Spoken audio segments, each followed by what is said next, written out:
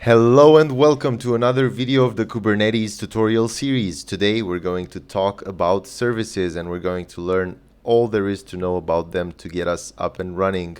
Soon we're going to transition back to the Path to DevOps series and use everything we've learned about Kubernetes in our pipelines in order to actually deploy our Barbart stack of applications to the cloud in a Kubernetes cluster. So without further ado, let's jump right into it. Before ending the previous video about pods, I left off with a question which sounded like, if pods have dynamically allocated IP addresses, which means whenever they get destroyed or deleted, their IP address might change, how do you make sure that you consistently access the pod or the application inside the pod? And well, today we're talking about services, which is actually the solution to this question. So let's see that using a diagram. You can see here that you have a user and then there's a pod with a container inside of it, and said pod gets an IP address allocated dynamically when it gets created inside of the cluster. Now if our user tries to access that IP address, everything is fine and they will be able to access the application. But then if the pod dies and another instance of that pod gets created with a different IP address, well, you can see you're not going to be able to access it anymore. So what saves us in this scenario? Well, it's the service. In this case, where we have the pods that we need to access, and this time we're going to have two because the service, I'm going to give you a hint, also does load balancing. Yeah, so you can have multiple identical pods or multiple instances of the same application behind one service, and when you send a request to the service, it will get proxied to one of the pods behind the service. So this looks kind of like this. I represented the service as a triangle. Yeah. So the triangle has two ends. It's the front end, let's say, or it's the way you send traffic into the service. And when we talk about the front end, we talk about the address. Whenever you create a service in a Kubernetes cluster, you get an IP address that's internal to Kubernetes. It's a virtual IP. And you also get a DNS label, which consists of the service's name. Yeah, so when you deploy a service via YAML or JSON, you need to specify metadata.name field, and that field will become your DNS label inside of Kubernetes. So this name needs to be DNS compatible. Okay, and then apart from the address where you can access the service, you also need a port. Okay, so the port you're accessing the service on. Now, in the back end of the service, we have two other different pieces of information. Okay, the first one is a combination of label and selector, or labels and selectors. And this is the very intelligent mechanism that the guys who created Kubernetes came up with in order to connect a service to all of its pods. Okay, so as we said, the IP address of the pod is ephemeral, so you can't actually declare the service pointing to the IP address. That would be redundant or irrelevant. So instead, you have something called a label, which is basically a metadata key value. Yeah, you just say container app or whatever, label app, as I'm saying here. And then in the service, you have a field called selector. And if the two values match, the service will forward traffic to every container for which the label matches the selector. Yeah.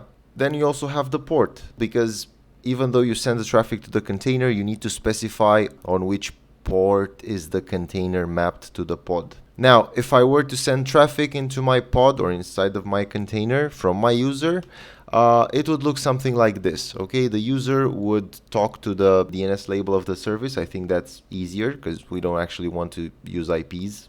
Human readable names are way better. And then the service would transfer the traffic back through the combination of label and selector into one of the two available pods. Okay, one of them, not both. Okay, so it's one at a time.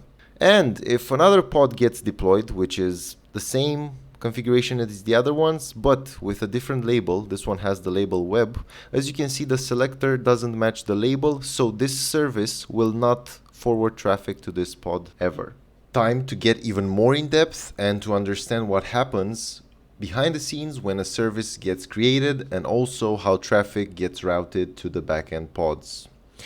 So this is me, a normal user, and my only desire is to deploy a service to a Kubernetes cluster. So I'm doing a post of a YAML file of a service, which looks kind of like this. Please focus your attention on the two important fields, metadata name, which is my minus service, and the selector, which is app.kubernetes.io/name, my app. So once I've created this service, the component in the control plane called controller manager, and I talked about this in a previous video, but this controller manager also contains a service controller. So it's a piece of software which controls all services in the cluster. Now, this service controller looks out for every pod which gets created with the same label as the service. So app.kubernetes.io/name, my app. Okay, once a service gets created with the same label, it will create a endpoints object, which is a different Kubernetes object. And this endpoints object contains a list of all the IP and ports of the pods the service should send traffic to. Okay, so to summarize, when a new pod gets created with the same labels as the selector of the service, an endpoints object is either created or updated with the IP and port of that pod. Okay? Looking at the traffic flow, I as a user would want to connect to the service to get to the pod, right? So what happens is that the user hits the service's DNS label, let's say, and then the service will query the endpoints object, and it knows how to query the endpoints object because, as I said there, they have the name in common. Okay, and then that endpoints object has a list of IP and port combinations which forward the traffic to a certain pod. Yeah, so basically the endpoints object is a list of currently existing IP and port combination, and each of them map to one pod. So if I add one more pod which has the same label as the service selector, obviously the endpoint object will get updated and its list of IP and port will get increased by 1. Okay, if I remove the pod, the endpoint list will decrease by 1. We'll jump into the demo in just a second, but before then, service types, because obviously there's multiple types of services and I want to explain that to you guys. So the first one, the simplest, is the ClusterIP type of service. And this guy works in the following manner. Let's say we have a node, yeah, and this node is a virtual machine which sits somewhere on a network in the cloud, let's say, yeah. And inside of this node we have 3 pods. As you can see, each of the pods receive the different dynamically allocated IP address, and we want to create a service to forward traffic to those pods. Okay, and we will create a service, and this service will also get a virtual IP allocated to it, but this virtual IP comes from a different IP range. As you can see, instead of 10.172, it's a 10.178, and this virtual IP range is under the control of the kubeproxy component. Okay, and that's it. You cannot access this from outside the cluster. The service of type ClusterIP only exists inside of the cluster. Yeah, it can only be referenced by adjacent services from inside this cluster, not from outside of it. But what happens if we want to access the service from outside the cluster? Well, its older brother, the NodePort, will be able to help. And as you can see, the base diagram is identical because even the NodePort has the virtual IP or the cluster IP assigned to it.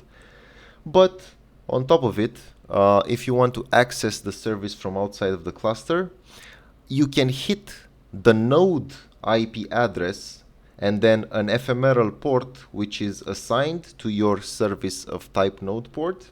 And this combination of node IP and ephemeral port will get captured by the kubeproxy component inside of your node and will forward that into your service and further down the line into your pod. Okay, so it looks kind of like this. Yeah, as a user, I say I want to access 172 30,000 colon 30,000, and the traffic will flow into my service and then into my pods. Okay, but this is quite messy, and also this is not a public IP. As I said, this node is a virtual machine sitting inside of a VNet somewhere. So if I want to access the service using a NodePort, I still need to be in that VNet. But how do you offer a service to someone over the internet using a public IP? Well, you have the option of the next type of service, which is the load balancer. And when you request a service of type load balancer, what actually happens is in a cloud provided load balancer, because the load balancer type only functions in a cloud environment, yeah. But in a load balancer, in a cloud load balancer, there's a public IP or a private IP if you want, but let's talk public now. A public IP gets assigned to the front end of that load balancer, and then there's a rule created so that all the traffic that comes into that IP address gets proxied back into your service. Okay, so it looks kind of like this. As a user, I would hit the public IP address 51.42.4.62, and it would take me into my service and eventually into my pods. Okay, but again, this can be done only when you're integrated with a cloud provider. On to the final type of service we're talking about today, which is the external name service. This is basically an abstraction of some external DNS or host name. Yeah, so it's a service that doesn't point to some backend pods. Instead, it points to something like a DNS name which resides outside of the cluster. Okay, it's more of a mapping. Yeah, not an internal load balancer as it was before. Okay, and if you look at the YAML that I pasted here on purpose, you no longer have a spec. Yeah, you're no longer looking at pod labels. You actually have a spec type external name, and the external name is a host name of a database, mydatabase.example.com in our case. Yeah, but it looks something like this. You have your service inside of your node, and again, it has that virtual IP assigned to it, but you actually point the service to a database which lives somewhere else outside of the cluster.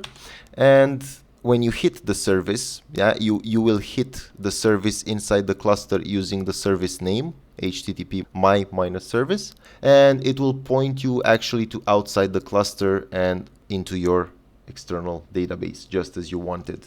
Alright, the moment you have all been waiting for, the demo. So, what are we going to do? I'm going to show you the YAML first. Again, you will find this YAML on my GitHub account. It's for you to follow along, so you have it in there. And let me just minimize the terminal. And as you can see here, we're going to deploy two objects side by side in the same YAML file. We will deploy a service and a pod. Now, we're not going to look at the pod because we have done that in the previous episode, all about pods. So now we're just looking at the service. Again, we have API version v1, kind is a service that we're asking for. Metadata is going to be name only. We're just specifying the name in the metadata field, and the name of the service will be nginx-service.